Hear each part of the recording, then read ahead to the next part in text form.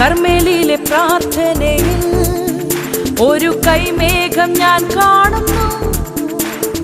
ആഹാബ് വിറച്ച പോലെ അഗ്നിമഴയായി പെയ്യണമേ. കർമ്മേലിയിലെ പ്രാർത്ഥനയിൽ ഒരു കൈമേഘം ഞാൻ കാണുന്നു.